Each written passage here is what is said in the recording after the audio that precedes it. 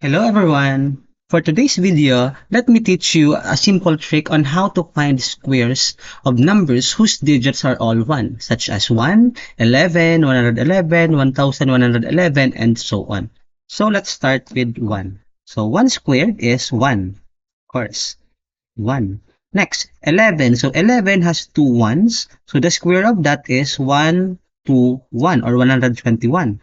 Next, we have 111 squared. So the square of that is 1, 2, 3, 2, 1.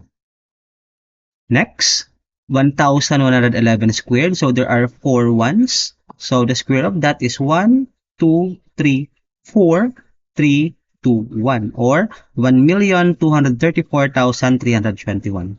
Next, we have 11,111. So there are 5 ones, so the square of that is 1, 2, 3, 4, 5, 4, 3, 2, 1. So that is 123,454,321.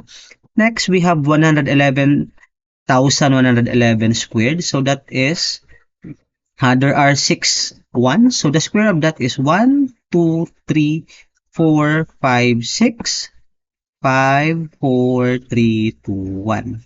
So that is 12,345,654,321. And last, we have 1,111,111. So there are 7 ones. So the square of that is 1, 2, 3, 4, 5, 6, 7, 6, 5, 4, 3, 2, 1. Or that is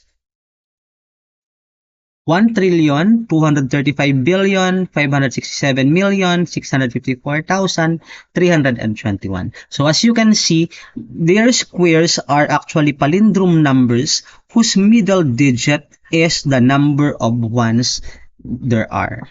Okay po? So thank you for watching. I hope that you learned something new today. So again, please follow my page and subscribe to my YouTube channel. And together, let's create a great learning sphere. Thank you.